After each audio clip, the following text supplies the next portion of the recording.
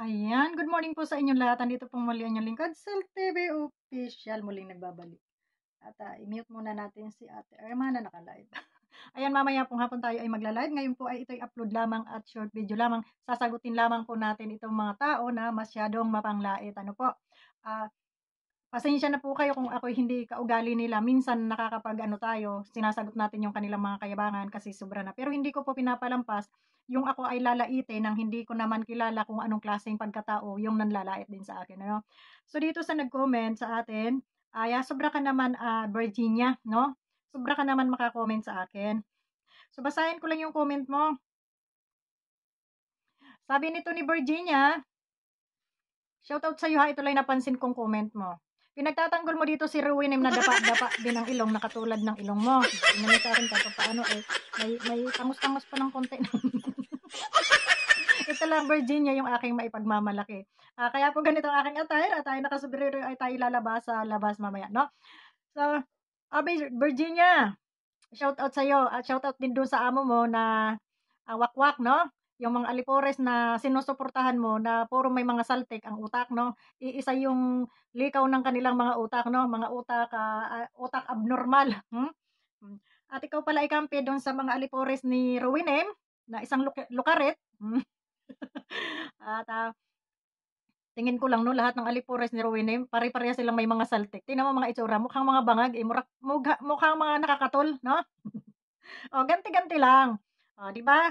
Binabanatan niyo ako, eh, di ano alangan naman hindi ako gaganti. Sus, hindi ko ugali 'yan yung magpatawad 'no, hindi ko ugali yung magpatawad. So, basahin ko lang itong comment mo dito, Virginia, mhm, Santiago. Mamaya ipapakita natin yung pagmumukha ni Virginia Santiago ano. Sabi niya dito, andiyan nakalagay sa ating thumbnail, "Kaya walang asenso ang channel, karma is coming especially for you." Especially for you. Karma daw yung aking channel. Pero bago ko ituloy, ako po ay nagpapasalamat kay Ma'am Wilma Chubales. Ayan, maraming-maraming salamat po sa inyo madam at isa talaga kayong, supporter ng Kalingap ano, sa tagal ng panahon. Kay Ma'am Wilma, shoutout po sa inyo and thank you very much po at, kahit papaano ay pinagtatanggol niyo po tayo dito, ang inyo pong lola ay pinagtatanggol niyo dito sa comment section. Ngayon ko lamang 'to nabasa. So ngayon bibigyan natin 'to ng reaksyon. Sabi niyo nga ay, kawawa yung channel ko at, walang asenso. Ngayon binibigyan niyo ako ng content. Thank you very much 'no, may content ako. Sa wala akong kabalak-balak, magko-content pa sana, kaya lamang, nakakatuwa kayo 'no. So babasahin ko na ito. Maraming salamat po kay Ma'am Welma Chubales. Saludo po ako sa inyo. At, 'yun, tama po 'yung sinabi ninyo, hindi po tayo mayabang na katulad nila. Nakakasagot lang tayo ng kayabangan nila dahil nangunguna sila. So ito, basahin na natin. Sabi dito ni Virginia Santiago, shoutout sa'yo. Hindi ka puwedeng ano, naka-thumbnail yung mukha mo diyan kasi hindi ka puwedeng magsabi na ikaw ay isang public, naka-private ka 'no, naka-public ka, may channel ka. So gusto mong magpasikat, itinabnil lang kita para pasikatin kita. Eh, sabi niyo naman 'to si ano, si Virginia. Sabi niya, "Naku," sabi niya dito, "Kuto ka lang, si Ruinem nag-office, ikaw taga-kuskus ng inidoro, katulong ka lang nila.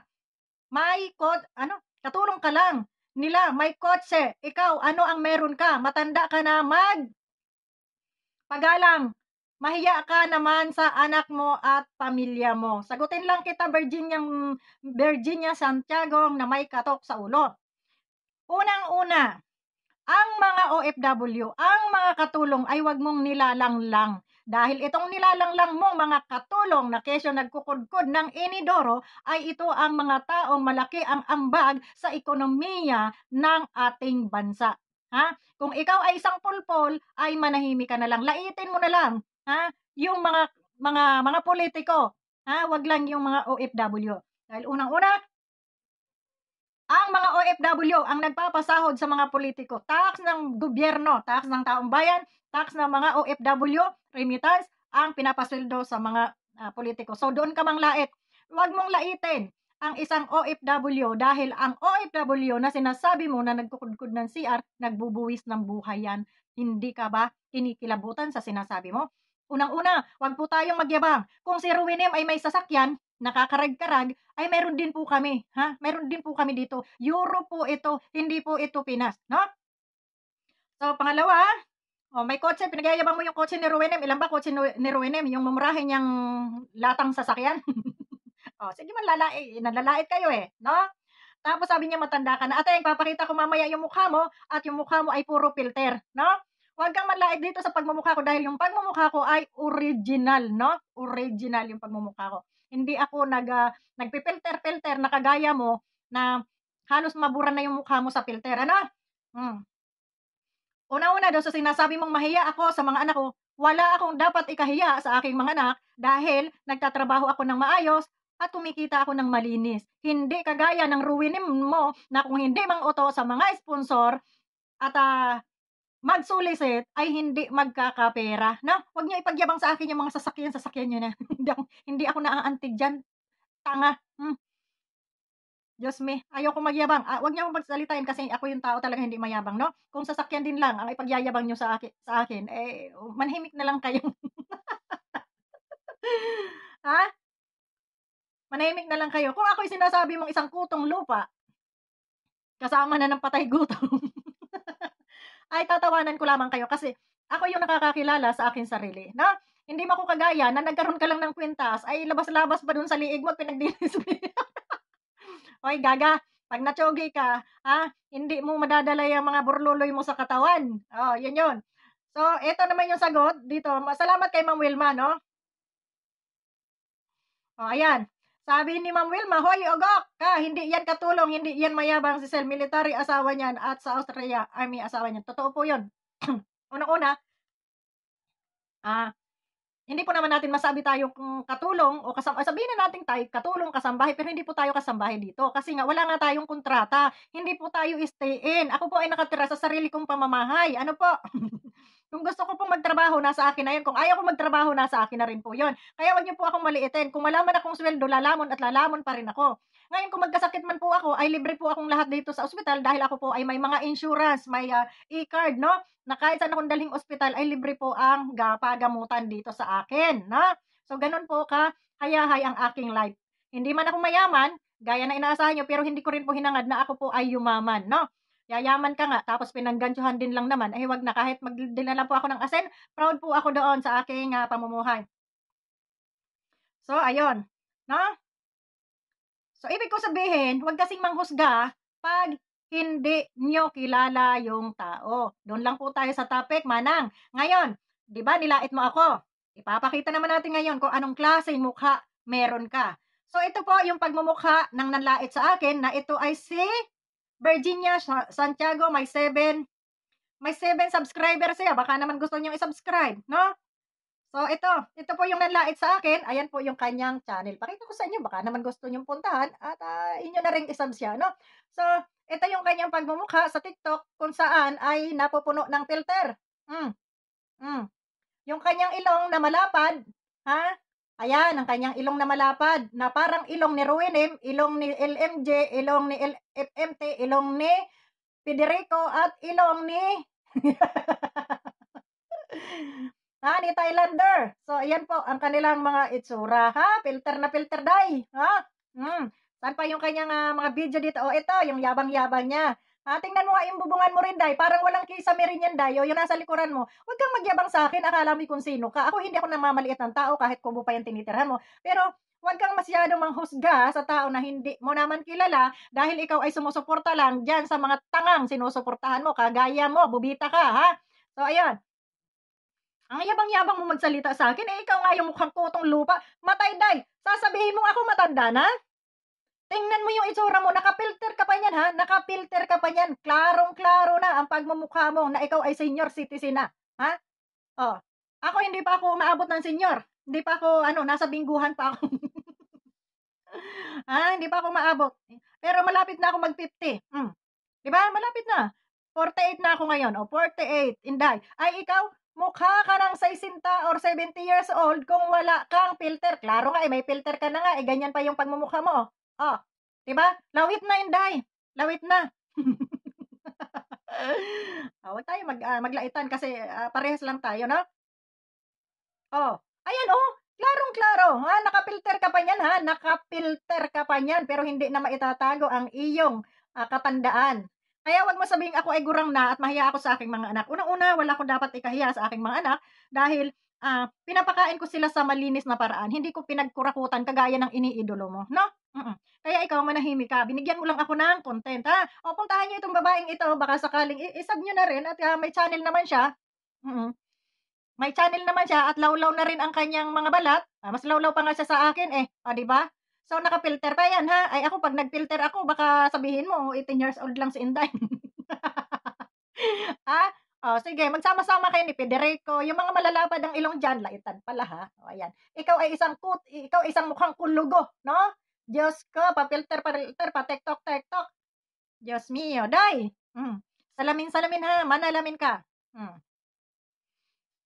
manalamin ka, ha, bago ka manlait sa aking yawa ka. So, ayun. Natatawa lang ako, pero maraming pong salamat kay Ma'am Wilma Tubales sa inyo pong pagtatanggol sa atin. Ay, ito po ang original niya. Tingnan niyo yung kanyang, mga liig-liig diyan, mga libag-libag, kagaya ko. Filter pa more, ha? Oh, babae, ano, sikat ka na. Sisikat ka na kasi pinasikat na kita. Unang-una yung channel ko, wala akong pakialam kung hindi man umasinso yung channel ko na yan. Sinasabi ko sa inyo, wala akong pakialam dito sa channel ko kung ito man ay, magka-views o bumagsak o ano pa man, 'no, wala akong pake. Basta ako natutuwa lang sumagot sa mga bobo na katulad ninyo na mga mapanglait. Kasi ako ang dami kong gustong sabihin sa buhay ko, yung mga na-achieve ko. Ang dami kong gustong i-ano, kahit naman na ganito lang yung lula niyo, eh, may mga kabutihan din naman 'tong nagawa. Kaya lamang, dapat pa ba nating ipagyabang yun? Hindi na natin dapat ipagyabang, nakakahiya sa tao, 'no? Kaya ikaw Aling Garutay, manahimik ka.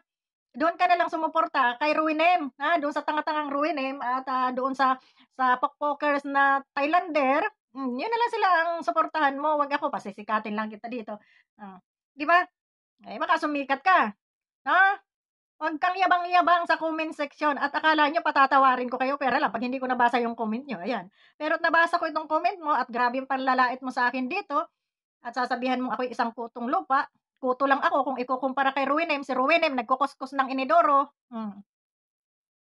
wala pong masama dun sa pagkukuskus ng inidoro kasi kahit sino nagkukuskus ng inidoro, ha? Dahil, obligasyon natin 'yang mga nanay. O ako nanay ako, ewan ko lang ikaw ano ka, ha? Kung hindi ka nanay at bagra ka sa pamamahay mo ay hindi ka nga nagkukuskus ng inidoro. 'Wag mong malait-lait ang mga OFW na nagkukuskus ng inidoro, bubita ka. Dahil itong mga ito, ito ay nagbubuhis ng buhay para sa ating, sa kanilang pamilya at sa ating bayan. Malaki ang ambag ng mga taga-kuskus ng inidoro, mahiya-hiya ka, ha?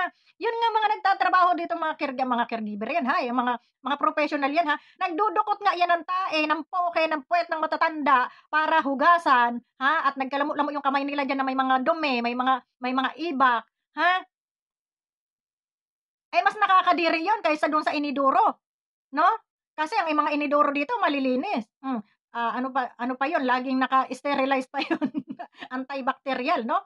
Lalo na sa mga clinic, sa mga ano, dito sa companies na pinapasukan ko, 'pag pumasok ka sa CR nila, ang linis-linis, 'no?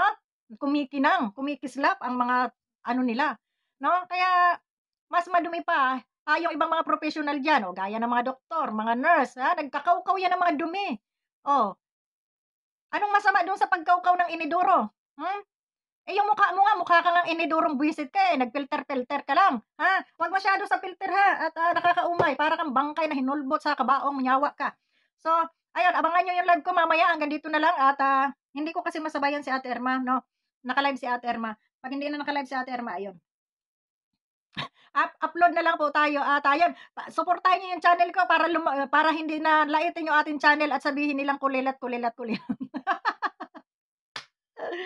So, pinapaalam ko lamang po sa iyo, wala pong masama ang magkudkod ng CR at yung pinagmamalaki mong sasakyan ni Ruenem, ano lang yan, lata lang po yan. At iyan ay mga mumurahin lamang dito, tagpipiso lang yan. Sus Maria Josep, may binibinta dyan, oh, tagpiso. Mayroon pa nga dito, 2.20, ha? Huwag kang mayabang, kung sasakyan nila ipagyayabang mo, may kotse, may gusto mo picturean ko, send ko sa mukha mo yung kotse ko dito, kotse-kotsihan ko, ha? Ilang piraso yan nakaparada diyan sa aking garahe, ha? Huwag mayabang, ha? Tigilan niyo ang pagyayabang, hindi natin na ikakayaman yang pagyayabang na yan, hindi natin ikakayaman yung paghahambog at gusto niyo akong durugin sa pamamagitan ng inyong mga pananalita na panglalait, pangyuyurak, pang-aalipusta. No, hindi. Hindi niya ako kayang ganyan-ganyanin. Bakit? Kilala ko yung sarili ko, alam ko kung saan ako nakatira, alam ko kung saan ako nakalugar, at alam ko kung anong trabaho ng asawa ko. Alam ko ang pamumuhay namin dito, hindi naman ako bunlag, kaya 'wag niyo akong laitin. Hindi man ako mayaman, wala akong barko, wala akong eroplano, pero sapat na po na mabuhay ako nang hindi nang-aapak ng aking kapwa-tao, 'no? Hindi pa ako nang-aapak, wala po akong sinusulisit, 'yun nangungutang, mamaya mangungutang ako dito kay Ate Irma. Ayan, joke lamang po. So, 'wag tayong masyadong mayabang, Diyos ko naman, kayo naman, masyado niyo naman akong minamaliit, maliit na nga ako, ano lang ako, 50 kilos lang ako, maliit na nga ako tapos mamaliitin niyo, maawa naman kayo sa akin, nababagan. So ayan, maraming salamat po kay Ma'am Wilma Tubales at sa iba pa po diyan, sa mga solid supporters po natin diyan at sa mga kaibigan po natin. Marami pong salamat sa inyo and God bless po sa inyong lahat. Bye-bye. Abang po tayo mamaya sa ating live at wala naman tayong trabaho ngayon, mag-iimpake lang ako ng mga gamit-gamit namin. Ano po? So, yan, maraming salamat. God bless you.